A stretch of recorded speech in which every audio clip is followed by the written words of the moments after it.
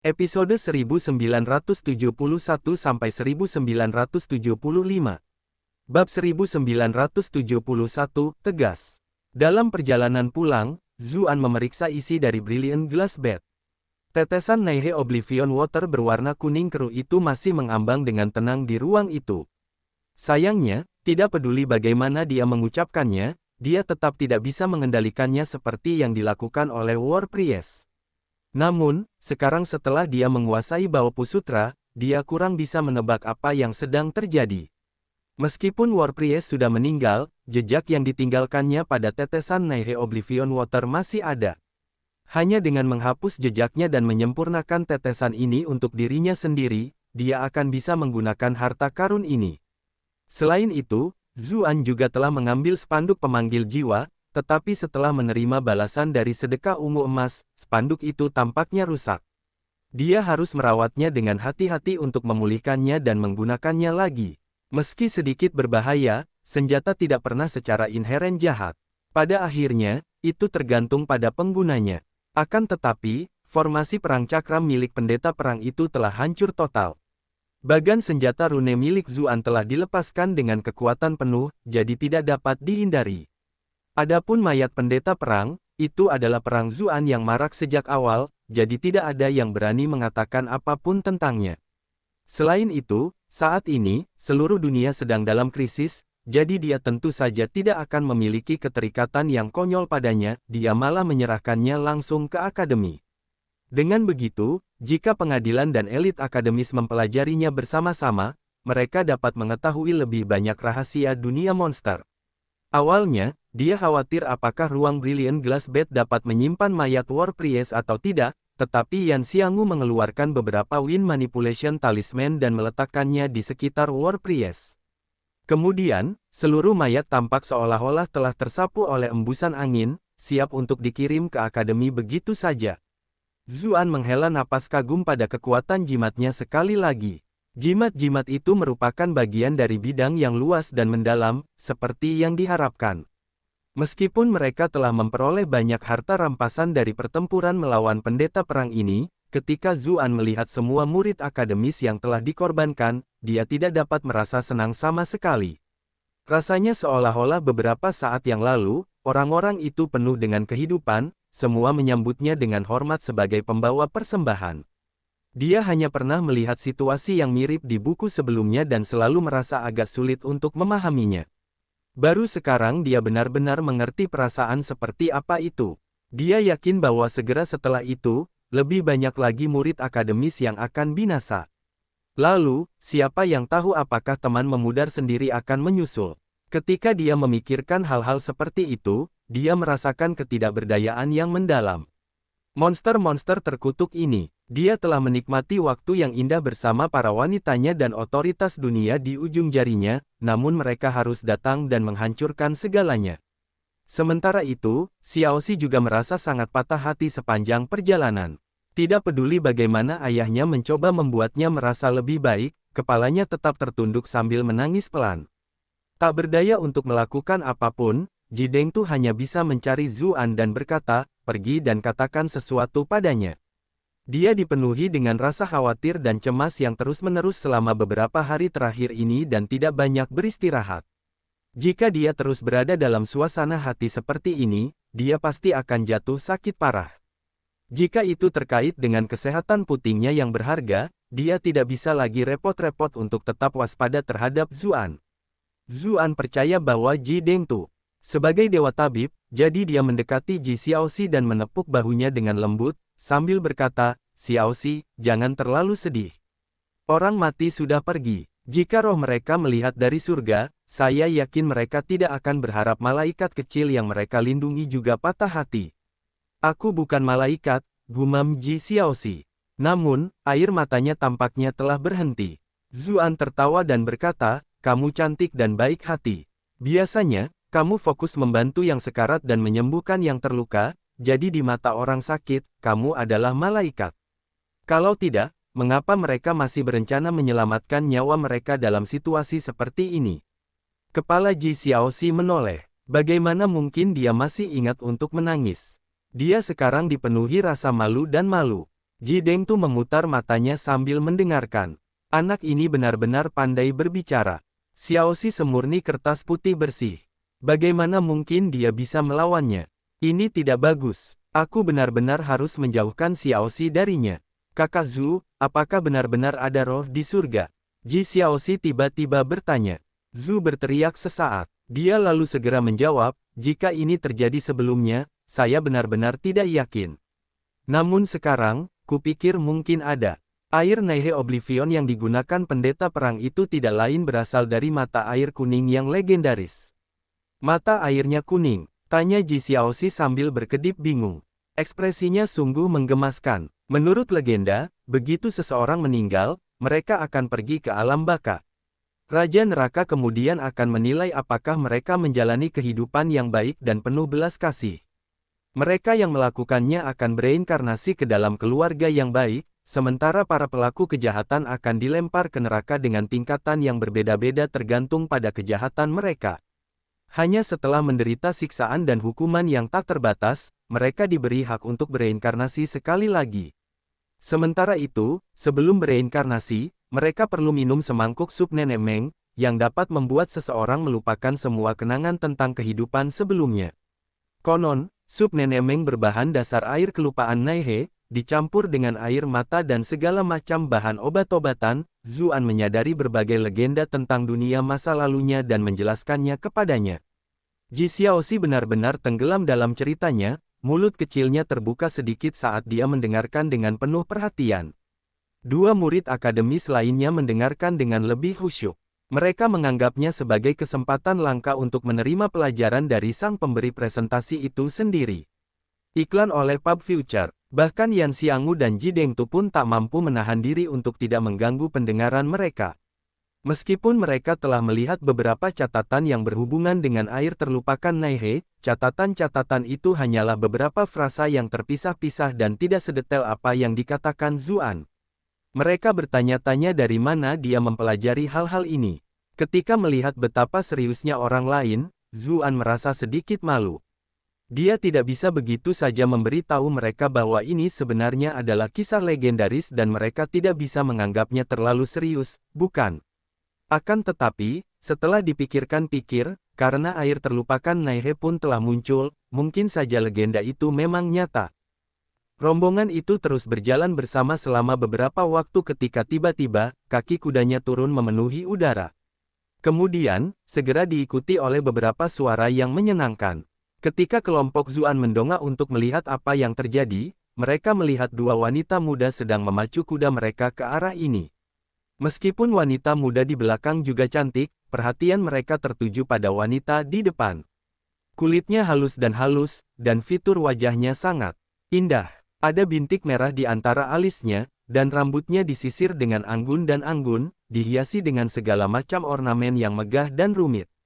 Hanya dengan sekali melihat kualitas dan gaya pakaiannya, akan terlihat jelas bahwa ia berasal dari istana.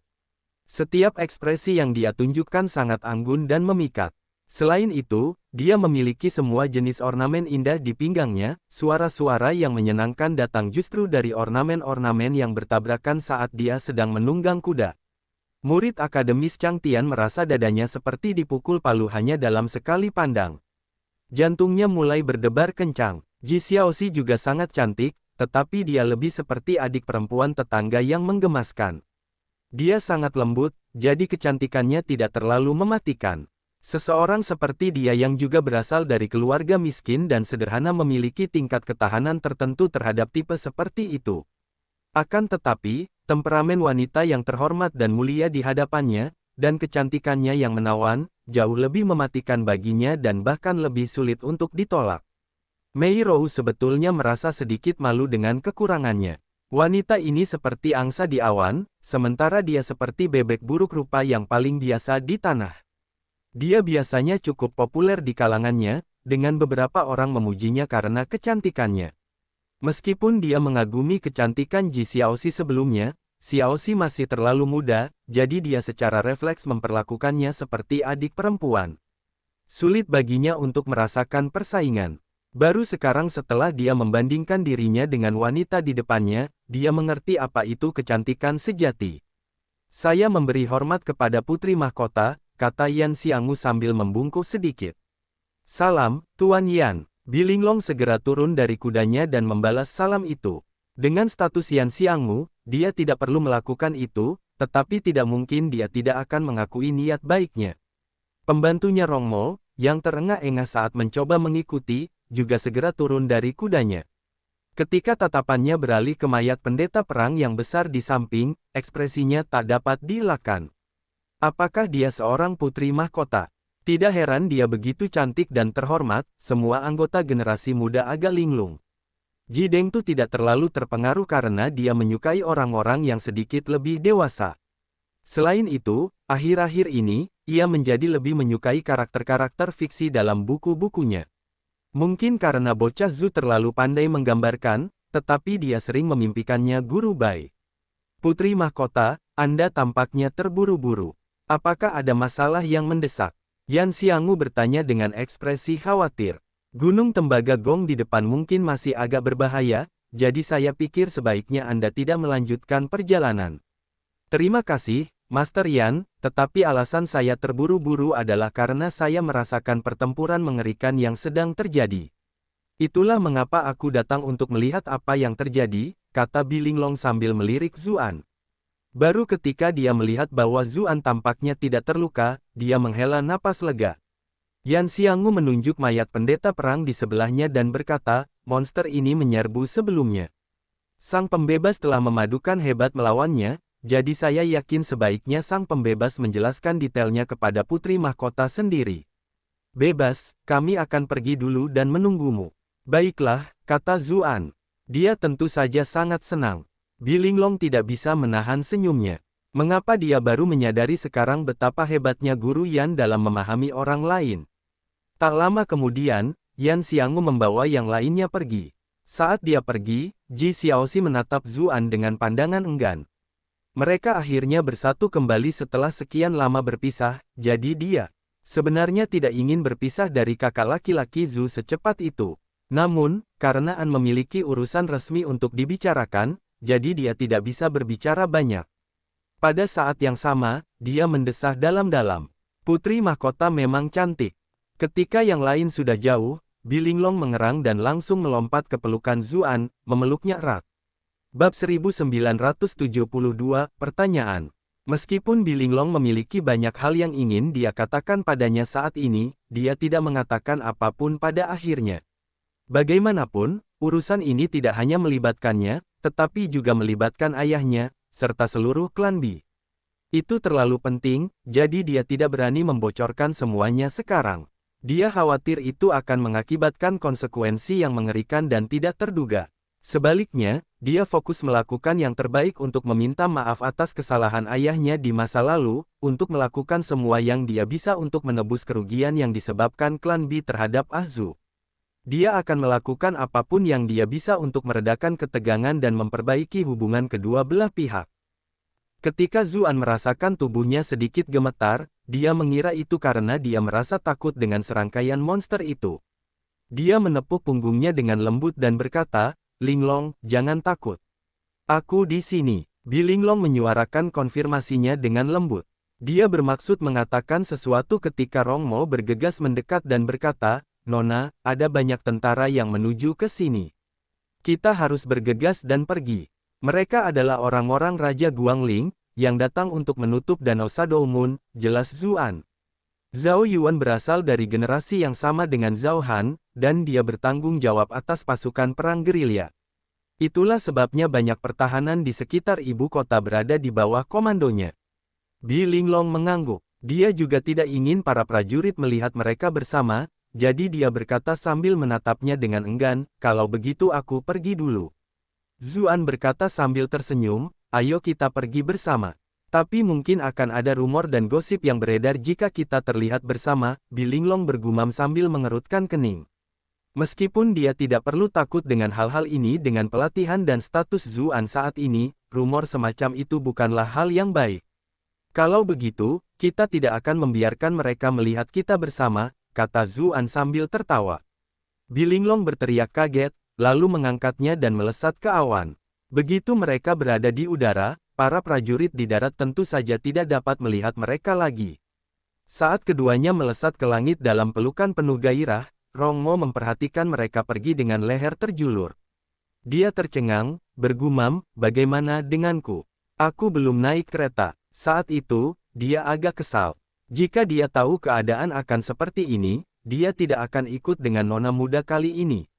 Saat ini, dia harus berjalan malu sendirian. Tiba-tiba, sebuah kekuatan turun dari atas, dan dia terbang ke udara. Ketika dia tersadar dari lamunannya, dia menyadari ada tali yang mengikat di sekelilingnya. Ternyata Zuan telah menariknya dari tanah dan membawanya bersamanya. Bilinglong menatapnya dengan tatapan minta maaf, lalu kembali menggoda Zuan. Rongmo terdiam. Ia telah bermimpi dibawa pergi oleh seorang pahlawan yang tampan dan luar biasa berkali-kali, membayangkan bagaimana mereka akan terbang di langit sambil berpelukan. Setiap kali ia memikirkan itu, ia berguling-guling sambil terbungkus selimut, tidak dapat tertidur karena kegembiraan. Ia tidak pernah menyangka bahwa pertama kali ia akan terbang ke langit akan seperti ini. Aku seharusnya berada di dalam kereta, bukan di bawahnya. Sementara Rongmo mengeluh dalam hati, Bilinglong melihat sekeliling dengan waspada. Lagi pula, tidak ada yang menutupi sosok mereka di udara. Dia bertanya, "Bagaimana jika ada ahli yang lewat melihat kita? Hubungan kita akan..." "Jangan khawatir, dengan akal sehatku, aku pasti sudah bisa mendeteksi mereka saat mereka mendekat," kata Zuan untuk menghiburnya. Ketika mendengar apa yang dikatakannya, Bilinglong merasa sedikit lebih tenang. Saat itulah dia mulai menghargai betapa indahnya pemandangan di langit. Apakah rasanya menyenangkan bisa sampai ke atas sampai ke langit? Zuan tiba-tiba bertanya. "Ya, memang begitu," Bilinglong menjawab tanpa berpikir, tetapi begitu dia melakukannya, dia melihat seringai nakal di wajah Zuan. Dia akhirnya mengerti apa maksudnya, dan dia langsung memukulnya dengan malu-malu, berkata, "Kamu sangat menyebalkan." Ketika dia melihat Bilinglong bertingkah jenaka, Zuan merasakan sesuatu yang menggelitik dalam dirinya. Dia tidak bisa menahan diri untuk menundukkan kepalanya dan menciumnya. Bilinglong mengerang. Dia tidak bisa menahan diri dan melingkarkan lengannya di leher Bilinglong untuk membalasnya. Temukan bab baru di n0vl.com. Di belakang, Rongmo menutupi matanya dengan tangannya. Dia mendesah, bergumam, "Disinilah kita mulai lagi." Meski begitu, kedua kekasih yang asyik dengan dunia mereka sendiri itu tidak peduli dengan apa yang dipikirkan orang-orang di sekitar mereka. Mereka sepenuhnya asyik dengan cinta dan kasih sayang mereka. Beberapa saat kemudian, Bilinglong tiba-tiba merasakan hawa dingin di dadanya. Dia bahkan bisa merasakan tangan Zuan bergerak sedikit lebih dekat. Keduanya saling berpelukan erat, jadi dia bisa sepenuhnya merasakan perubahan yang terjadi pada tubuhnya.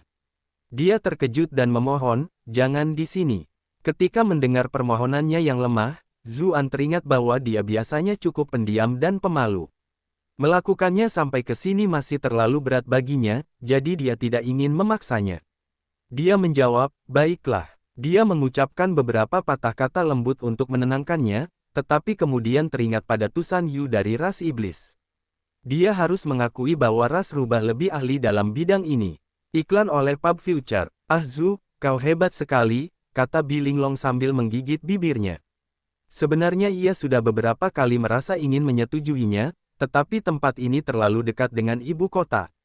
Jika seseorang benar-benar melihat mereka, itu akan sangat buruk.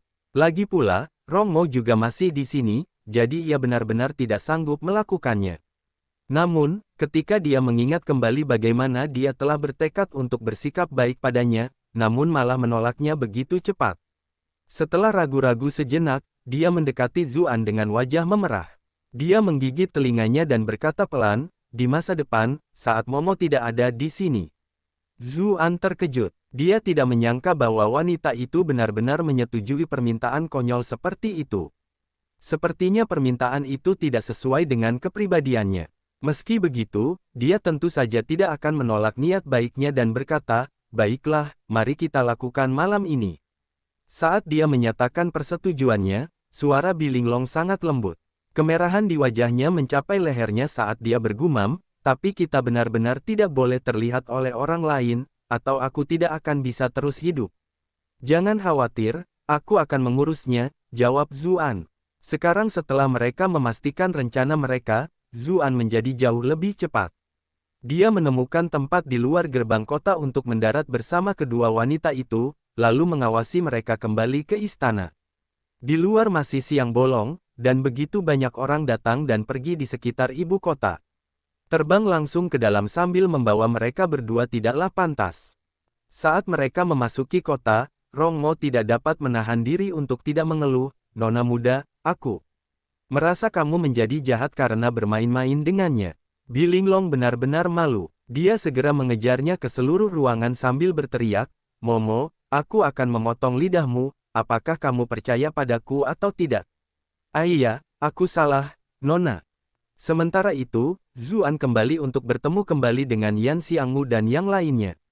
Ji Xiaoxi tidak dapat menahan diri untuk bertanya, "Kakak Zhu, putri mahkota tampaknya sangat dekat denganmu, bukan?" Zuan mengangguk dan menjawab, "Benar sekali. Dulu aku pernah menjabat sebagai Menteri Istana Timur, jadi dia atasan langsungku. Tidak ada cara untuk menghindarinya di tempat seperti itu, jadi tentu saja kami saling mengenal." Ketika mendengar dia menyebut Bilinglong sebagai atasannya, Ji Xiaoxi menghela napas lega. Dia berkata dengan kagum, "Putri mahkota memang cantik." Zuan berkata sambil tersenyum, "Dia mungkin cantik, tapi Xiaoxi kita ini juga tidak buruk. Kamu cantik dan menggemaskan." Ji Dengtu langsung meliriknya sekilas. "Sungguh pandai bicara. Untung saja aku sudah mengajari Xiaoxi cara waspada terhadap orang-orang sampah seperti ini. Setelah berlatih selama bertahun-tahun, sekarang dia sudah berpengalaman menghadapi mereka." Ji Xiaoxi selalu mengobati luka orang lain sepanjang tahun, jadi tentu saja tidak akan ada orang baik di sekitarnya. Dari waktu ke waktu, ada beberapa pembuat onar yang mencoba membodohinya dengan ucapan manis. Namun, dia dapat mengatasi semuanya dengan mudah. Bajingan Zhu ini bahkan tidak pandai dalam hal ini seperti tukang sampah yang lain, Xiaoxi pasti akan menyadarinya. Ji Xiaoxi menundukkan kepalanya, tampak sedikit malu dan sungkan saat menjawab, "Sama sekali tidak, Kakak Zhu hanya mengatakan itu untuk membuatku senang." Ji Dengtu yang sudah siap melihat putrinya menolak mentah-mentah tawaran tukang sampah itu pun menjadi bingung. Zuan berteriak, "Apa maksudmu? Aku hanya mengatakan itu. Jika kalian tidak percaya padaku, kalian bisa bertanya kepada mereka. Chang Tian, Mei Rou, apakah menurut kalian Xiaoxi cantik?" Keduanya memiliki ekspresi aneh. Mengapa sang pemberi persembahan menanyakan sesuatu seperti ini kepada kita? Meski begitu, mereka tetap terkesima oleh kebaikannya dan berkata, "Nona Ji memang sangat cantik. Bahkan di tempat seperti akademi kita, dia tetap akan menjadi yang terbaik." Jawaban mereka bukan sekadar sanjungan bagi sang pemberi persembahan, itu adalah apa yang sebenarnya mereka pikirkan. Selain itu, Ji Xiaoxi adalah seorang dokter kecil yang manis dan baik hati, jadi wajar saja mereka memiliki kesan yang sangat baik terhadapnya. Pipi Ji Xiaoxi semakin memerah. Dia meraba-raba ujung bajunya dan tidak tahu harus berkata apa. Iklan oleh Pub Future, yang lainnya tersenyum penuh arti. Penampilannya yang lembut dan pemalu benar-benar membuat mereka semua merasa seolah-olah dia adalah adik perempuan mereka. Mereka semua ingin menyayanginya. Kelompok itu kembali ke ibu kota begitu saja. Mayat pendeta perang ditutupi dengan kain agar tidak membuat orang-orang khawatir. Kemudian, mayat itu dibawa kembali ke gunung belakang akademi. Ketika Jiang Luofu menerima kabar tentang kepulangan mereka, dia keluar untuk menyambut mereka. Ketika dia melihat Ji Xiaoxi aman dan sehat, dia tidak bisa menahan napas lega. Dia segera memeluknya dan berseru, "Apakah kamu tahu betapa khawatirnya bibimu di sini? Di masa mendatang, kamu tidak bisa keluar sendirian untuk mengambil obat-obatan, apakah kamu mengerti?" "Bibi, aku tidak bisa bernapas," Ji Xiaoxi protes, wajahnya memerah. Dia segera berusaha melepaskan diri dan memperlihatkan dadanya dengan ekspresi takut. "Kapan aku bisa menjadi berkembang seperti bibiku?" Ji Dengtu bertanya dengan nada tidak puas, "Jika kamu benar-benar mengkhawatirkannya, mengapa aku tidak melihatmu mencarinya sendiri?" Kakak iparnya ini adalah orang yang paling ditakutinya di masa lalu. Namun kali ini, putrinya hampir kehilangan nyawanya, dan karena si bocah nakal Zuan yang datang, putrinya sekarang terus-menerus menempel padanya. Jika Jiang Luofu yang datang, Xiaoxi tidak akan seperti ini, jadi itulah sebabnya dia merasa sedikit kesal. Jiang Luofu menatap Zuan dengan pandangan bersalah dan berkata, saat aku pergi, sesuatu terjadi pada sirkulasi Kiku, jadi aku menyusahkan sang pemberi persembahan untuk menyelamatkan kalian semua. Zuan dan Jiang Luofu saling berpandangan. Dia terkekeh dan berkata, untunglah aku tidak mengecewakan semua orang. Ekspresi Jiang Luofu agak tidak wajar karena dia menghindari tatapannya. Yan Xiangmu sedikit khawatir. Dia bertanya, adik perempuan, apakah sesuatu yang buruk terjadi pada kultivasimu? Bagaimanapun, mereka semua adalah kultivator ortodoks yang memiliki dasar kultivasi yang kuat, jadi masalah seperti itu tidak akan sering terjadi. Jika muncul, itu akan menjadi masalah besar. Benar saja, bahkan Ji Dengtu pun khawatir sekarang. Tidak apa-apa, ini hanya masalah kecil. Sang pembawa persembahan sudah membantuku memeriksanya, kata Jiang Luofu, tidak dapat menjelaskan lebih lanjut. Zuan mengusap lehernya dan berkata, ya, aku memang melihatnya. Kulitnya cukup putih. Semua orang mendesah lega. Beberapa saat kemudian, Shen Suzi, Qiao Guang dan guru-guru lainnya juga mendengar berita itu dan muncul.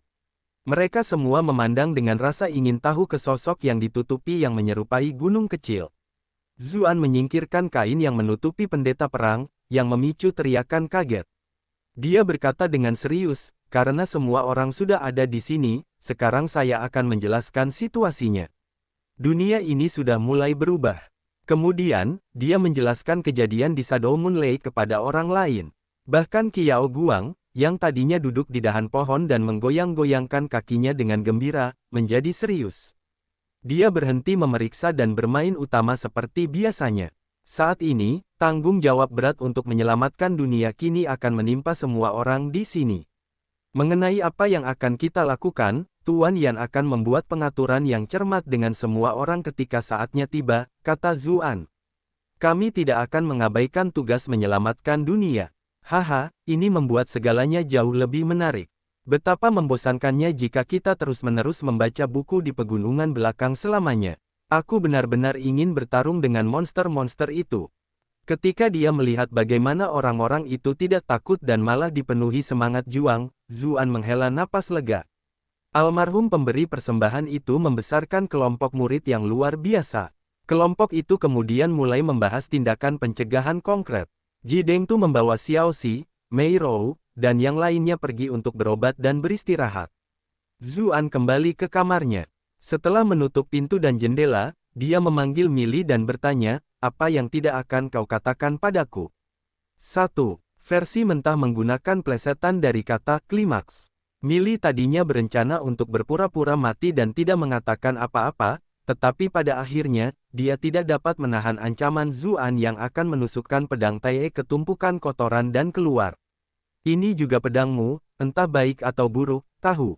Apakah ada pendekar pedang yang tega melakukannya pada pedang mereka sendiri? Sebuah suara protes ketika gumpalan asap mengepul. Mili muncul dan menatap Zuan dengan marah. Kemudian, dia pindah ke tempat tidur sendirian untuk berbaring, seolah-olah dia tidak pernah bisa tidur nyenyak. Anda telah berhasil menipu Mili sebesar +11+11+11. Saya mengenakan pakaian istana berwarna hitam. Satu tangan diletakkan di bawah dagunya, sementara tangan lainnya diletakkan di pahanya. Ia memikat, namun tetap anggun. Bibirnya berwarna merah menawan, mencolok dan cantik. Matanya memancarkan kilatan yang sedikit berbahaya. Meski ini bukan pertama kali dia melihatnya, Zuan tetap tidak bisa menahan diri untuk tidak berdecak kagum melihat kecantikannya yang tanpa itu. Hidung Mili yang indah melengkung sempurna, dan rahangnya halus dan lembut. Lehernya panjang dan seputih salju, menambah daya tarik yang tak tertahankan pada wajahnya yang sudah memukau. Meskipun dia kesal, kemarahannya sama sekali tidak mengurangi kecantikannya dan malah menambah kesan khusus pada penampilannya, semacam daya tarik yang berbahaya. Zuan menyadari bahwa Mili mengenakan pakaian yang sama dengan yang dikenakannya saat pertama kali bertemu dengannya di istana bawah tanah kaisar pertama. Pakaian istana berwarna hitam kontras dengan kulitnya yang lebih putih dari susu. Zuan tidak yakin, tetapi mungkin waktu yang dihabiskannya baru-baru ini untuk merawat tubuhnya memungkinkan jiwanya menjadi lebih padat, membuat kulitnya tampak memancarkan kilau putih seperti batu giok. Tuan Permaisuri, Anda menjadi semakin cantik. Zuan tidak dapat menahan diri untuk tidak berkata sambil mendesah memuji. Millie yang menyeramkan. Apakah aku semudah itu dibodohi seperti gadis kecil yang kau cintai di sekitarmu? Meski begitu, dia tetap tidak bisa menahan tanda-tanda kebahagiaan di antara alisnya. Dia benar-benar wanita yang berbicara mengatakan satu hal, tetapi hatinya memikirkan hal lain. Saya yakin Tuan Permaisuri tahu apa yang ingin saya tanyakan, kata Zuan sambil mendesah. Millie menyingkirkan senyumnya dan berkata dengan ekspresi serius, ini belum saatnya membicarakan banyak hal. Sudah ada monster dari dunia lain yang menyerang, dan dunia ini akan segera berakhir. Apa lagi yang belum bisa kau ceritakan padaku? Tanya Zuan, merasa sangat bangga. Seberapa besar bahaya kecil ini di antara jutaan dunia di alam semesta? Aku yakin dengan kemampuanmu saat ini, kau bisa mengatasinya, kata Millie dengan tenang. Dia jelas tidak menganggap invasi monster ini sebagai masalah besar. Zuan mengernyitkan dahinya. Apakah benar-benar tidak ada yang bisa kau ceritakan padaku? Aku merasa seolah-olah kau menyembunyikan banyak hal dariku. Kau jelas tidak seperti ini sebelumnya. Aku telah membangkitkan sebagian ingatanku. Millie menutup mulutnya di tengah kalimatnya. Ketika dia menyadari bahwa dia telah salah bicara, dia dengan cepat mengubah topik pembicaraan. Setelah melalui apa yang telah kamu lalui di makam besar yang mengerikan itu, kamu harus tahu bahwa ada banyak makhluk yang tidak dapat disebutkan. Bahkan jika aku mencoba menggambarkan mereka menggunakan beberapa metode yang ambigu, itu tetap akan menarik perhatian beberapa makhluk yang tidak mungkin kamu hadapi saat ini. Kamu akan sangat tahu tentang keberadaanmu. Zuan terdiam. Mendengar betapa seriusnya dia hanya membuatnya semakin penasaran. Namun, dia berkata, baiklah, aku juga percaya kamu tidak akan menyakitiku. Millie sangat senang mendengarnya mengatakan hal itu. Dia menjawab, itu lebih seperti itu, anak baik. Bisakah kamu menjawab satu pertanyaan terakhirku? Kata Zuan dengan ekspresi muram. Millie yang menyeramkan. Aku tahu kau tidak akan puas hanya dengan itu. Jika demikian, tanyakan saja. Jika aku tidak bisa menjawabmu, aku tidak akan menjawabnya, tidak peduli seberapa banyak kau bertanya. Apakah transmigrasiku bukan hanya suatu kebetulan, melainkan diatur oleh sesuatu atau seseorang? Zuan bertanya sambil menatap mata Millie. Di masa lalu, dia tidak pernah terlalu terganggu dengan hal-hal seperti itu, karena transmigrasi adalah kejadian umum dalam novel-novel yang dia baca dan dia tidak terlalu memikirkannya. Namun, seiring kultivasinya tumbuh semakin tinggi, dan dia mulai mengenal semua jenis makhluk yang menakutkan, dia mulai semakin meragukan apakah transmigrasinya benar-benar hanya kebetulan. Sedikit ketenangan melintas di mata Millie. Dia menjawab, itu adalah sesuatu yang bisa dikubicarakan oleh Anda. Memang, itu tidak kebetulan, melainkan karena pengaturan kekuatan yang tak terlihat. Iklan oleh Pub Future. Siapa yang mengaturnya? Zuan segera bertanya. Millie memperhatikan. Dia menggelengkan kepalanya sedikit. Kamu tidak bisa membicarakannya. Benar sekali, aku tidak bisa. Zuan terdiam. Setelah itu, apapun yang Zuan tanyakan, Millie tidak menjawabnya. Dia tahu dia tidak akan bisa mendapatkan jawaban lain dan hanya bisa melupakan pikiran itu. Aku jelas sudah membantumu mengobati luka jiwamu, jadi mengapa kamu masih tidur? Apakah kau mencoba mengumpulkan kekuatan untuk melawan bahaya tertentu? Zuan tiba-tiba bertanya. Millie berpikir sejenak, lalu menjawab, kamu bisa memikirkannya seperti itu. Zuan menarik napas dalam-dalam dan berkata, aku akan berusaha sebaik mungkin mengumpulkan bahan-bahan lain untuk membantumu merekonstruksi tubuhmu. Baiklah, kata Millie sambil tersenyum. Kamu juga harus berusaha sebaik mungkin. Kamu sama sekali tidak bisa membatasi pandanganmu pada dunia ini saja. Jangan menjadi terlalu percaya diri hanya karena kamu hampir mencapai posisi yang tak tertandingi di dunia ini. Masih banyak hal yang harus kamu hadapi di masa depan. Aku tidak akan bertindak sejauh itu hingga menjadi katak di dalam sumur seperti itu, kata Zuan dengan tidak sabar. Tapi apa yang bisa kulakukan sekarang? Baik itu invasi monster atau bahaya di masa depan, dia hanya bisa bersikap pasif dalam menghadapi segalanya. Situasi seperti itu sungguh tidak menyenangkan. Fokuslah untuk menjadi lebih kuat. Itulah satu-satunya prinsip dasar yang berlaku secara konsisten di jutaan dunia, kata Millie sambil memperhatikan dalam-dalam. Baiklah, ekspresi Zuan menjadi serius. Jika orang lain mengatakannya padanya, dia hanya akan merasa kesal. Dia akhirnya berhasil mencapai levelnya saat ini, jadi bukankah seharusnya dia bisa meluangkan waktu untuk menikmatinya? Jika tidak, apa gunanya menjadi lebih kuat? Namun, sekarang karena ada begitu banyak bahaya yang tidak diketahui tersembunyi, dia tidak dapat menahan perasaan takut di hatinya. Entah itu untuk dirinya sendiri atau untuk melindungi orang-orang yang dia sayangi, dia harus menjadi lebih kuat. Millie menguap dan berkata, kalau begitu aku akan kembali tidur nyenyak.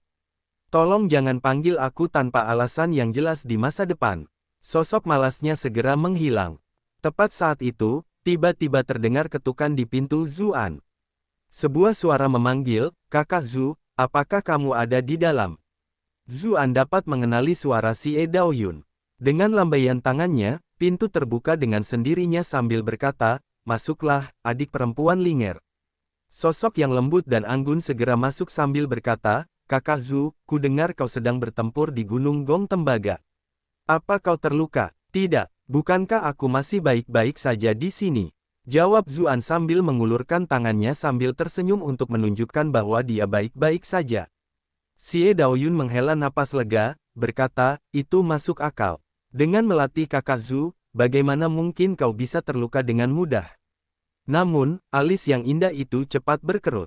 Dia melanjutkan, "Tetap saja, betapa seriusnya guru ketika dia kembali, dan bagaimana semua paman dan bibi bela diri sibuk, mungkinkah sesuatu yang besar terjadi?" Zuan awalnya ingin dia tidak khawatir, tetapi setelah memikirkannya, laba-laba iblis pemakan hati itu benar-benar sulit untuk dilawan. Jika dia tidak tahu kebenarannya sama sekali, akan sangat buruk jika dia akhirnya bertemu dengan mereka. Dia ingin mengatakan sesuatu ketika dia terkejut. Dia melihat ke arah pintu masuk. Iklan oleh Pub Future. Xie Daoyun juga mengikuti di belakangnya dan melihat seorang wanita muda cantik dengan wajah oval sempurna, yang menatapnya dengan senyum ambigu. Dia berteriak kaget, "Adik perempuan." Orang yang muncul tidak lain adalah Zheng Dan. Dia juga belajar di bawah bimbingan Yan Xiangwu, jadi mereka adalah saudara perempuan bela diri. "Saya bertanya-tanya apa kejadian penting yang membuat kakak senior pergi diam-diam. Ternyata itu untuk menemui pembawa acara," kata Zheng Dan sambil tersenyum lebar. Wajah Xie Daoyun memanas. Dia berkata, "Aku melihatmu sedang fokus menyelesaikan pekerjaan rumah yang diberikan guru, jadi aku terlalu malu untuk mengganggumu." Meskipun keduanya belum mengumumkan hubungan mereka secara terbuka, karena mereka berdua berasal dari kota Bright Moon dan mereka bertemu setiap hari, dia secara alami tahu bahwa Zheng dan saudara laki-lakinya Zhu memiliki hubungan khusus. Pada saat itu, dia merasa seolah-olah dia telah terjebak dalam perselingkuhan. "Kakak senior benar-benar perhatian. Kebetulan aku baru saja menyelesaikan pekerjaanku, jadi aku mengajak kakak iparku keluar untuk menghirup udara segar," kata Zheng Dan sambil berbalik dan menarik sesosok tubuh di belakangnya. "Qin Qin, jangan takut. Pelayannya sebenarnya sangat baik." Sang Qin terhuyung-huyung masuk ke dalam, muncul di pintu masuk dengan agak dingin. Dia dan Zheng Dan telah berencana untuk bertemu Zuan di sini bersama-sama, tetapi sekarang karena ada orang di luar sana, dia hanya bisa berpura-pura tidak dekat dengan Zuan. Zuan terdiam. "Jadi itu adik perempuan Little Qin," kata Xie Daoyun. Dia melihat kedua wanita muda cantik yang berdiri di sampingnya seperti bunga teratai kembar dan mendesah melihat kecantikan mereka. Entah mengapa, mereka jelas-jelas adalah dua wanita muda, namun mereka berdua memancarkan pesona dewasa. Mereka sama sekali tidak seperti diriku yang masih muda. Mungkin aku harus berkonsultasi dengan mereka tentang hal ini di masa mendatang. Tiba-tiba, terdengar suara berisik. Ternyata Huan Zhao dan Yu Zhao kembali bertengkar, tetapi pertengkaran mereka yang berisik itu segera berhenti, karena mereka melihat Zheng dan Sang Qin di dekat pintu masuk. Rumah kakak ipar sangat ramai," kata Chu Huan Zhao sambil membuat keributan nakal. Bahkan di kota Bright Moon, dia tahu tentang wanita jalan Zheng Dan yang datang untuk merayu saudara iparnya. Dia tidak menyangka bahwa Zheng Dan tidak akan datang sendiri, bahkan membawa saudara iparnya sendiri. Ketika dia melihat wajah Sang Qin yang mungil dan cantik, serta matanya yang panjang dan menawan, dia langsung berpikir bahwa wanita itu tampak seperti roh rubah dalam legenda. Dia bahkan lebih yakin ketika dia melihat pinggang Sang Qin yang diikat dengan sangat erat, yang semakin menonjolkan pinggang dan bokongnya yang anggun. Jika wanita ini mengaku tidak melakukan hal ini agar dilihat saudara iparnya, saya tidak akan percaya. Bagaimanapun, Chu Yuzhao dan Chu Huanzhao adalah saudara kandung, jadi Chu Yuzhao langsung mengerti apa yang dipikirkan Chu Huanzhao. Dia juga langsung merasakan bahaya yang kuat. Pada saat itu, dia tidak pernah menemukan saudara iparnya yang kedua begitu menyenangkan.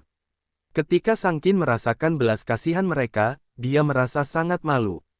Hubungannya dengan Zuan tidak diketahui publik, dan dua lainnya adalah saudara kandung nona pertama Chu. Dia merasa seolah-olah istri utamanya telah mempercayakannya berselingkuh. Dia benar-benar merasa sedikit kesal. Zeng dan berdiri dengan sikap protektif di depan Sang Qin dan menatap Chu Huanzhao, lalu berkata, "Oh, bukankah Huanzhao itu kecil? Kamu masih kecil dan menggemaskan seperti sebelumnya."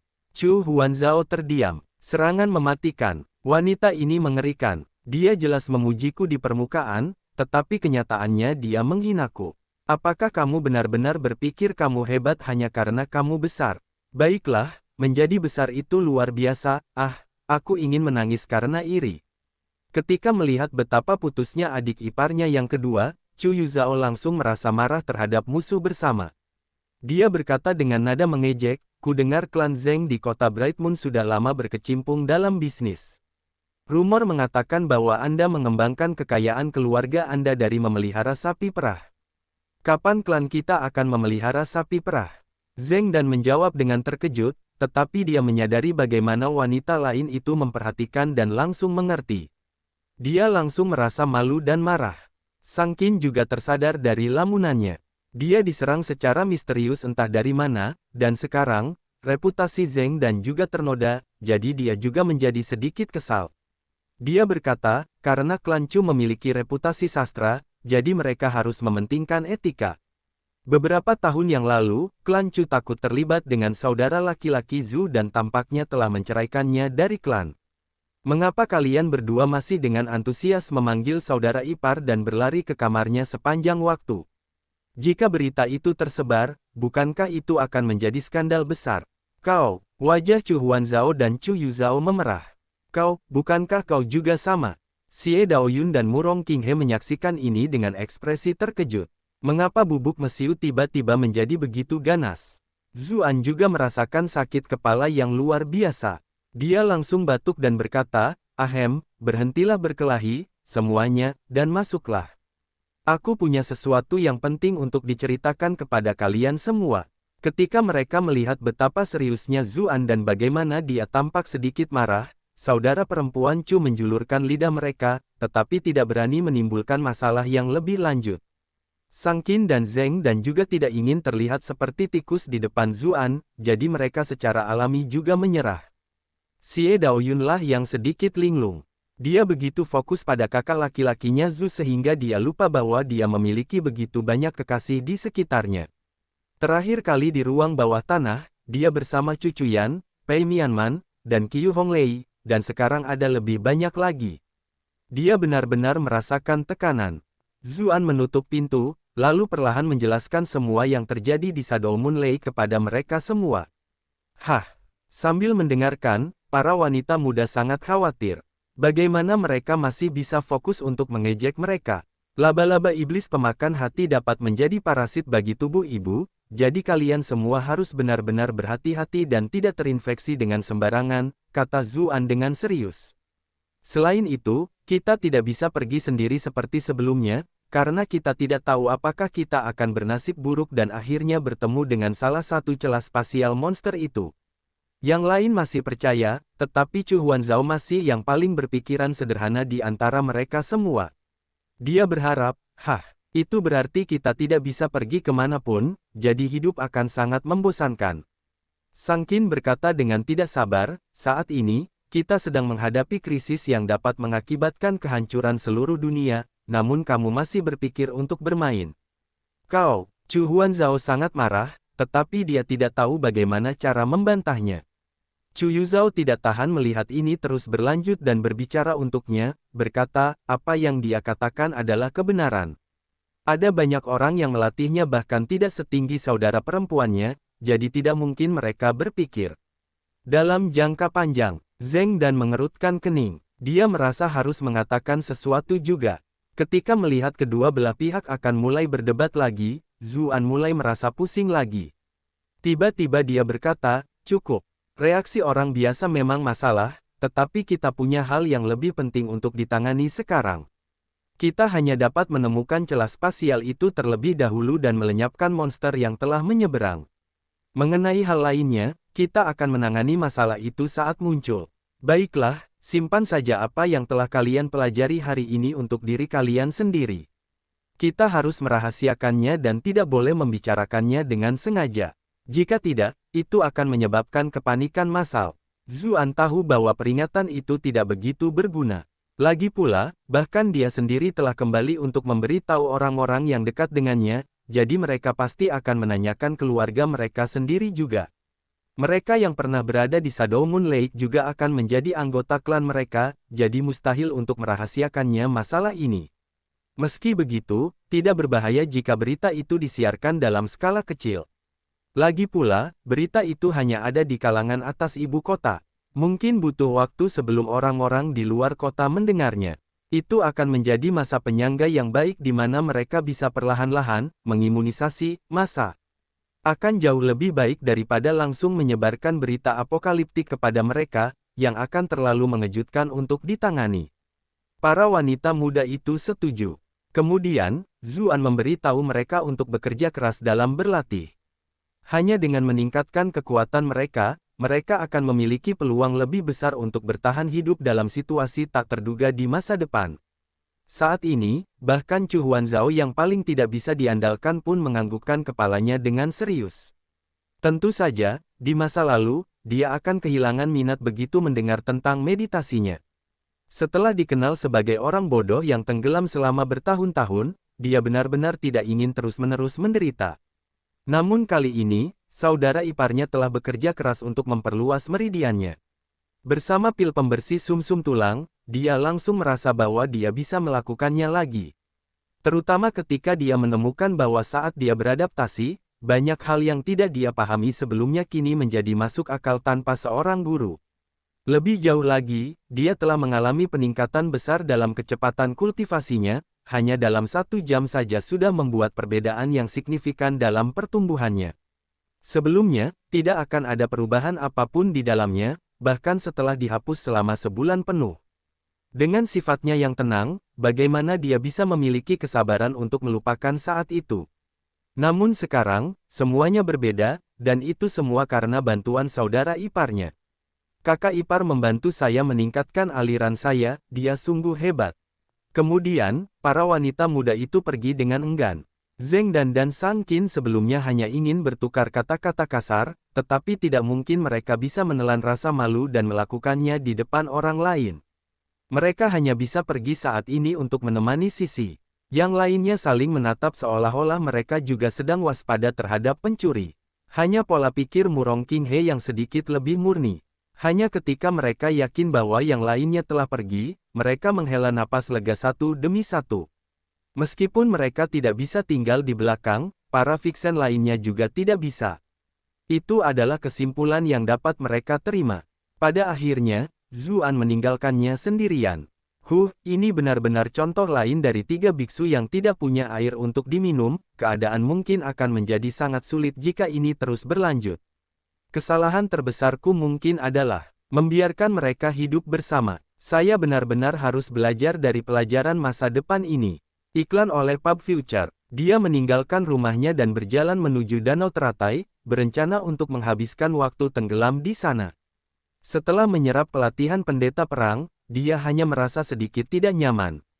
Dia butuh waktu untuk mencernanya dengan baik dan memadukannya ke dalam kekuatannya sendiri. Dia harus mengakui bahwa almarhumah perempuan itu benar-benar telah memilih tempat yang akan dia kunjungi.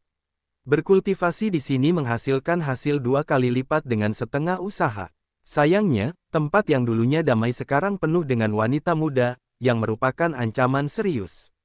Kedepannya, dia pasti harus berusaha sedikit memurnikan hasratnya. Bagaimanapun, hari ini adalah kesempatan yang bagus baginya untuk duduk di batu besar di sisi danau teratai. Murid-murid lain di gunung dapat mengagumi penampilan memukau dari pembawa acara persembahan baru mereka. Saya bahkan terobsesi dengan serius di tengah malam, jadi apakah di antara kalian ada yang berani bermalas-malasan? Begitu dia duduk, dia tiba-tiba melihat ke arah istana kekaisaran yang terang benderang di kejauhan. Dia terkejut, karena dia teringat perjanjian sebelumnya dengan Bi Linglong. Belum terlambat untuk memotivasi para pengikutnya besok. Dengan pikiran seperti itu, dia langsung menghilang. Sementara itu, di istana timur, Bi Linglong sedang tersenyum wajahnya di depan cermin. Rongmo membantu menyisir istrinya sambil bertanya dengan rasa ingin tahu, "Nona, kamu sudah selesai mandi, jadi bukankah kamu harus kembali ke tempat tidur untuk beristirahat? Mengapa Anda tiba-tiba berdandan? Apakah Anda masih akan keluar lagi meskipun sudah sangat larut?" Dia harus mengakui bahwa tuannya benar-benar cantik. Setelah mandi, kulit Bi Linglong yang lembut mengeluarkan sedikit uap, yang menciptakan cahaya yang mempesona di sekelilingnya. Rongmo benar-benar cantik dengan kecantikan kulitnya. Aku hanya terbawa oleh dorongan tiba-tiba dan ingin menjadi lebih cantik.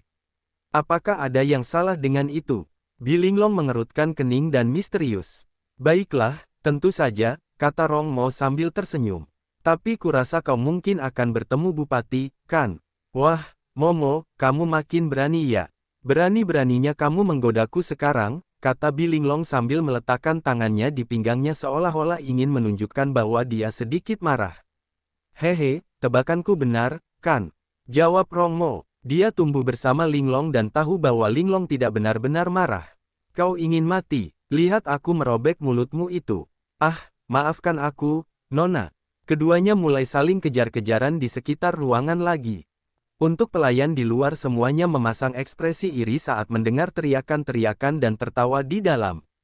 Kakak Momo dan Putri Mahkota benar-benar memiliki hubungan yang baik. Kami tidak akan berani melakukan hal seperti itu. Angin sepoi-sepoi bertiup saat itu. Salah satu pembantu mengusap mata.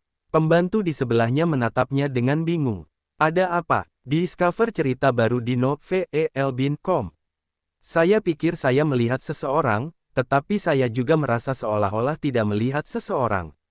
Kau pasti salah paham. Keamanan di Istana Kekaisaran sangat ketat, dengan formasi mana-mana. Istana Timur dijaga lebih ketat lagi, dan ada begitu banyak penjaga yang mengawasi di luar. Bagaimana mungkin ada orang di sini? Lagi pula, kau tidak bisa berbicara sembarangan seperti itu. Bagaimana jika ada orang lain di istana yang mendengarmu? Itu benar-benar bisa menjadi bumerang bagimu. Kurasa kakak benar. Terima kasih atas peringatannya. Iklan oleh Pub Future. Mereka tidak tahu bahwa benar-benar ada orang lain di kamar pribadi Putri Mahkota sekarang. Bi Linglong awalnya berencana mengejar Rongmo ketika dia tiba-tiba memeluknya dengan hangat. Awalnya dia terkejut, tetapi ketika dia merasakan aura familiar itu, dia langsung merasa tenang. Dia bertanya, kenapa kamu di sini? Rongmo memutar matanya. Siapakah sebenarnya yang telah membersihkan diri dan merias wajahnya? Namun sekarang, dia bersikap seolah-olah tidak tahu bahwa Rongmo akan datang. Wanita, karena aku merindukanmu, tentu saja, jawab Zuan. Dia tentu saja tidak akan merusak suasana dan mengatakan bahwa mereka telah sepakat untuk melakukan ini ketika mereka berada di Gunung Kopergong. Rongmo merasa merinding di sekujur tubuhnya. Dia memeluk bahunya dan terus menggosok tubuhnya maju mundur karena merasa ngeri. Dia bergumam pada dirinya sendiri, cek, kita harus memecat semua pengawal istana itu. Pertahanan mereka sangat tipis. Tetapi sekali lagi, siapa yang bisa membayangkan bahwa bupati yang tak tertandingi itu akan hadir pada malam seperti ini untuk memuaskan hasratnya. Mungkin karena mereka berdua selalu berdebat satu sama lain saat Zuan pertama kali memasuki Istana Timur, tetapi meskipun dia sekarang adalah bupati yang mulia, dia tetap tidak terlalu takut. Bi Linglong memang malu, tetapi Zuan malah berkata sambil tersenyum, Momo, aku sedang memurnikan pil dan secara tidak sengaja membuat beberapa pil kecantikan muda. Apakah kamu ingin mencobanya? Kau begitu baik padaku. Rongmo menjawab sambil menatapnya ragu, tapi dia jelas sedikit terkejut. Tetapi obat ini mempunyai efek samping yang ringan. Apa efeknya? Jika Anda menunjukkannya, Anda tidak akan bisa berbicara seumur hidup. Petik 2 petik 2. Sudah kuduga, gerutu Rongmo. Baiklah, aku hanya pengganggu di sini. Aku akan pergi, oke. Bilinglong juga menyadari bahwa Zuan hanya mengatakan itu untuk menakut-nakutinya, dan tidak bisa menahan senyum. Dia menepuk dadanya dengan ringan. Zuan berkata kepada Rongmo sambil tersenyum, tidak perlu sejauh itu. Kamu cukup waspada akan hal ini. Kemudian, dia menggendong Bilinglong dan bergegas keluar jendela menuju awan. Rongmo memperhatikan sosok kedua itu menghilang dengan mulut terbuka lebar. Saya bergumam, keduanya benar-benar tidak pandai bermain. Akhirnya, ia berbalik dan melihat ke arah ruang kosong, lalu mendesah. Ia bergumam pelan pada dirinya sendiri, apa kau benar-benar ingin membuat bisu seperti itu? Aku hanya ingin mengobrol denganmu sedikit lebih lama.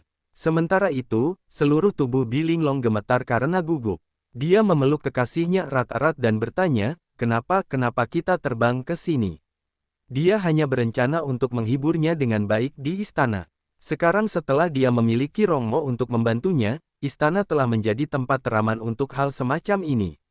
Namun, angin di langit cukup dingin, dan yang terpenting, tidak ada yang menyembunyikannya sama sekali. Jauh di bawah mereka adalah istana kekaisaran. Dia tidak memiliki rasa aman saat ini. Zuan mengecup telinganya dan mengatakan sesuatu dengan suara pelan di dekat telinganya. Leher Bilinglong langsung memerah saat dia berkata, Aku bercanda saat itu. Tapi aku serius, jawab Zuan sambil memeluknya, jarinya dengan lembut menghiasi leher wanita itu yang seperti angsa. Kita akan tahu juga, kata Bilinglong, dia benar-benar panik sekarang. Istana kekaisaran penuh dengan kultivator yang kuat, dan ada orang-orang yang ditugaskan khusus untuk pertahanan udara. Jika mereka akhirnya melihat keduanya beraksi, dia akan sangat malu untuk tetap hidup. Jangan khawatir, mereka tidak bisa melihat apapun, kata Zuan. Dengan lambaian tangan, beberapa spanduk berputar di sekitar mereka. Tak lama kemudian, formasi cahaya memperkenalkan diri mereka berdua. Formasi ini dapat menghalangi pandangan dunia luar. Hanya kamu yang bisa melihat istana kekaisaran saat ini, sementara orang-orang di sana sama sekali tidak bisa melihat apa yang terjadi di sini. Wajah Bilinglong menjadi semakin merah. Dia teringat bagaimana dia baru saja memutuskan untuk memperbaikinya, jadi tidak lama kemudian dia berkata, tapi bagaimana kita bisa, di udara? Tidak apa-apa, aku akan mengajarimu, kata Zuan, lalu menyuruhnya membelanya. Zuan memegang lengannya yang ramping dan lembut dan menyuruhnya membungkuk ke arah istana kekaisaran yang terang benderang. Kamu bisa memanfaatkan kesempatan ini untuk benar-benar mengagumi istana kekaisaran dari sudut ini. Dasar penjahat gelombang, di istana timur, entah berapa lama waktu telah berlalu, Rongmo menguap. Tiba-tiba dia merasakan sesuatu, dan angin semilir bertiup. Ketika dia berbalik, dia melihat Zuan telah kembali ke kamar dengan putri mahkota di pelukannya. Ketika Rongmo melihatnya, dia tercengang. Dia bertanya, dia pingsan lagi. Zuan juga merasa sedikit malu. Dia dengan lembut membaringkan Bilinglong di tempat tidurnya dan menutupinya sebelum berkata, bantu aku merawatnya. Mengapa kamu tidak membiarkanku mengurusnya setelah masalah ini, tidakkah kamu harus bersikap lebih lunak padanya? Rongmo membalas, menatapnya kesal. Dia pindah ke tempat tidur dan membantu tuannya menyeka keringat halus di dahinya dan bekas ciuman di lehernya. Tubuh nona itu lembut dan mulia. Semua orang takut menyakitinya sedikit pun, hanya orang sepertimu yang tidak akan menahan diri sama sekali. Zuan sedikit menyesal, tetapi justru karena status istimewanya dan pemandangan mereka yang memandang rendah istana kekaisaran, dia menjadi begitu marah sejak awal. Dia dengan ragu menjawab dengan beberapa patah kata. Ketika pembantu di luar mendengar kegiatan itu, dia mengetuk pintu dan bertanya, Kakak Momo, apakah ada sesuatu yang putri mahkota perlu bantu kita? Zuan tidak bisa tinggal di sini lebih lama lagi. Dia menatap Rongmo dengan ekspresi menyesal, lalu buru-buru menghilang ke langit malam. Bantu kami menyiapkan air panas, kata Rongmo sambil mengusir pembantu yang bertanya di luar. Akhirnya, Bilinglong perlahan terbangun. Ketika dia melihat bahwa dia sedang berbaring di kamarnya sendiri, wajah cantiknya tidak bisa tidak memerah. Nona muda, bukannya aku ingin mengatakan hal-hal jahat, tetapi pria itu benar-benar tidak tahu bagaimana menghargai wanita. Aku benar-benar heran bagaimana dia menyiksamu sebelumnya, Rong Mo bergumam pada dirinya sendiri sambil dengan lembut membantu Bi Linglong menyeka tubuhnya dengan sapu tangan. Itu tidak ada hubungannya dengan dia. Itu adalah sesuatu yang ingin kulakukan, jawab Bi Linglong. Saat mengingat apa yang telah mereka lakukan belum lama ini, jantungnya mulai berdebar kencang. Sejak kecil, ia sudah mulai mempelajari adat istiadat dan kebiasaan keluarga kerajaan. Ia tahu bahwa ia harus menjadi calon putri mahkota sejak kecil, jadi itulah mengapa ia memiliki sifat yang selalu berhati-hati. Biasanya, ia tidak berani melakukan satu kesalahan pun. Namun, setelah bertemu Zuan, hal-hal yang telah dilakukannya menjadi semakin berisiko. Dia sudah bukan lagi putri terhormat yang berperilaku dengan etika yang tidak fleksibel. Namun, ia merasa seolah-olah dunia baru telah terbuka di hadapannya. Meskipun ia terkadang merasa sedikit takut dan cemas, ia merasakan tarikan yang kuat terhadap bentuk rangsangan aneh tersebut. Nona, Anda benar-benar, Rong Mo sedikit terkejut. Jika dia benar-benar peduli padamu, bagaimana mungkin dia bisa mempermalukanmu seperti ini? Hah, aku tidak malu. Saya merasa cukup senang, jawab Bi Linglong spontan. Rong Mo terdiam. Kehilangan pertama tidak dapat diselamatkan lagi. Bi Linglong melihat tanda merah di tubuhnya dan merasa sedikit malu. Dia secara refleks menarik selimutnya, berkata, Zhu sebenarnya cukup lembut biasanya. Mungkin karena dia bertarung dalam pertempuran besar melawan monster besar, tetapi gerakannya hari ini sedikit lebih kasar. Iklan oleh Pub Future. Rong Mo agak penasaran, lalu bertanya, lalu bagaimana dia biasanya memperlakukanmu? Biasanya, Bi Linglong hendak menjawab secara refleks ketika dia tiba-tiba bereaksi dan melemparkan bantal di sebelahnya ke arah Rong Mo. Apa yang kamu pikirkan, dasar gadis bodoh? Jika kamu sangat ingin tahu, kamu bisa mengalaminya sendiri lain kali. Tidak mungkin, teriak Rong Mo sambil berdiri karena terkejut. Wajahnya juga memerah. Zuan kembali ke Gunung Yukuan. Setelah bekerja keras sepanjang malam, langit sudah mulai memperlihatkan secercah cahaya. Ketika dia melewati danau teratai dan melihat bayangannya, dia berteriak kaget, aku telah hancur karena anggur dan wanita. Aku benar-benar menjadi sangat pucat. Selain pemurnian pil akhir-akhir ini, karena ia telah menjadi bupati, ia juga harus menghadiri beberapa pesta.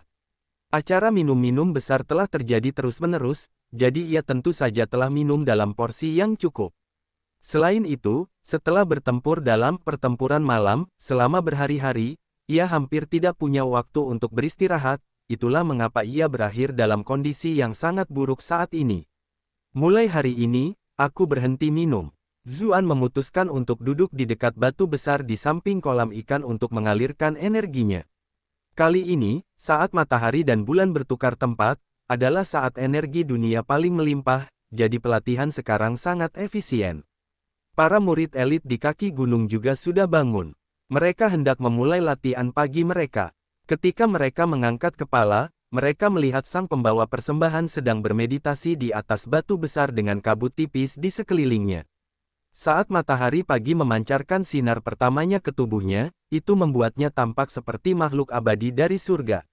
Para murid benar-benar terpesona. Mereka mengira bahwa mereka sudah menjadi pekerja keras dengan bangun pagi sekali, tetapi sekarang, dibandingkan dengan sang pemberi persembahan, mereka menyadari bahwa mereka benar-benar jauh tertinggal. Kultivasi sang pemberi persembahan sudah sangat tinggi, tetapi masih sangat kurang, jadi apa alasan mereka untuk bermalas-malasan? Mata para siswa semuanya berbinar-binar. Sang pembawa acara sangat tampan. Kudengar dia masih lajang. Aku penasaran apakah aku punya kesempatan. Bangunlah, dia sudah menikah. Istrinya adalah wanita tercantik nomor 1 di Bright Moon City, Nona pertama Chu. Tapi kudengar mereka sudah bercerai, dan bukankah dia cantik di kotanya sendiri? Di puncak gunung, Zuan tidak memperhatikan pembicaraan para murid. Kira-kira 2 jam kemudian, dia membuka matanya. Dia merasa sangat segar, pikirannya pulih sepenuhnya. Dunia berlatih benar-benar luar biasa. Dibandingkan dengan orang-orang biasa di bumi, tubuh para petualang berada pada tingkat yang sama sekali berbeda.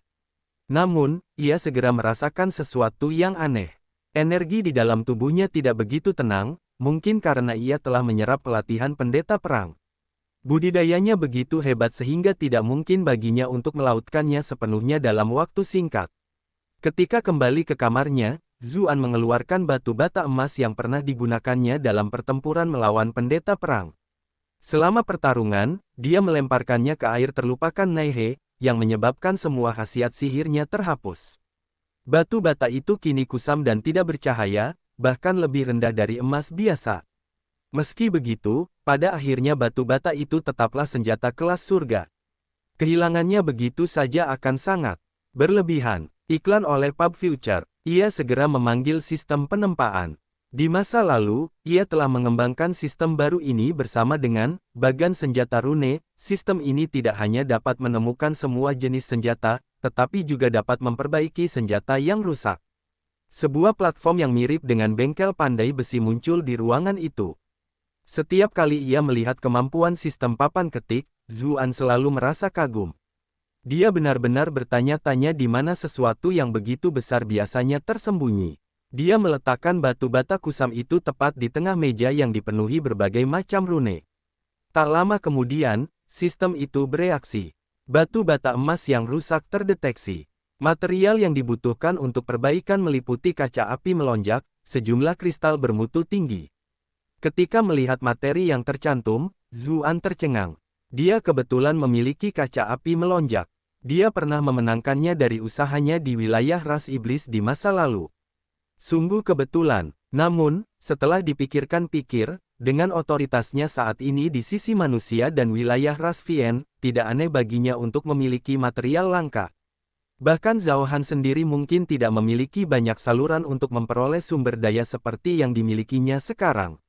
Lagi pula, tidak ada cara bagi Zhao Han untuk mendapatkan barang-barang dari sisi ras Vien. Jika tidak, material apapun yang mereka butuhkan seperti ini bisa memakan waktu puluhan tahun untuk ditemukan. Memperbaiki. Begitu Zuan mengatakan itu, tungku berbentuk aneh itu meledak menjadi api. Dia kemudian memanggil dan memindahkan api teratai putih ke dalamnya. Seluruh tungku menjadi putih bersih, dan teratai putih terus muncul di dalamnya. Mereka perlahan-lahan berbaring sebelum lahir sekali lagi, mengulangi siklus itu.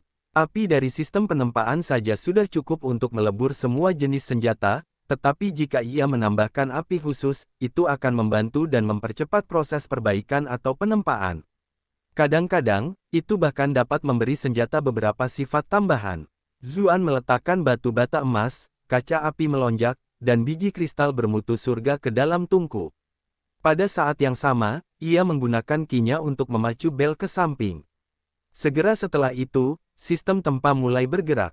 Batu bata emas dalam api berangsur-angsur kembali ke warna biasanya.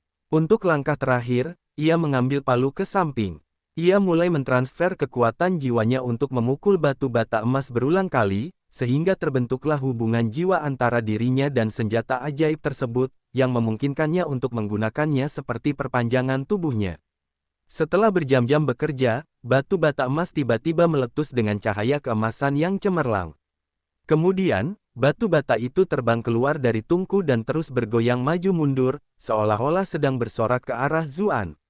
Ketika dia merasakan hubungan aneh itu, Zuan mengulurkan tangan dan memanggil roh itu ke tangannya. Dia membelainya dengan lembut. Meskipun roh itu tidak menghasilkan roh senjata, karena dia telah menempanya sendiri, dia merasakan keintiman yang aneh dengannya. Tiba-tiba, dia terkejut. Dia menemukan bahwa batu bata emas sekarang tampaknya menjadi sedikit lebih spiritual daripada sebelumnya. Sebelumnya, dia hanya mampu memperbesarnya menjadi seukuran gunung kecil untuk menghancurkan musuh-musuhnya, tetapi sekarang, ada sedikit atribut api di dalamnya. Ketika dia menjatuhkannya ke musuh, itu tidak lagi menjadi gunung biasa, melainkan gunung yang diselimuti api. Cerita favorit Anda di novel.com. Dia menyingkirkan batu bata emas dan mengeluarkan spanduk pemanggil jiwa. Setelah memeriksanya dengan saksama, dia menemukan bahwa karena batu bata itu rusak oleh sedekah emas ungu, bahkan jejak yang ditinggalkan oleh pendeta perang di atasnya menjadi jauh lebih lemah. Dengan kekuatannya saat ini, dia mampu langsung memurnikan jejak spiritual yang tersisa. Jadi, dia meletakkannya di sistem tempa. Sebelumnya, dia tidak terlalu yakin bahwa dia dapat memperbaiki batu bata emas, tetapi spanduk pemanggil jiwa ini adalah sesuatu yang lebih pasti dapat dia perbaiki. Benar saja, sistem penempaan memberitahunya bahwa dibutuhkan bambu mayat sejati.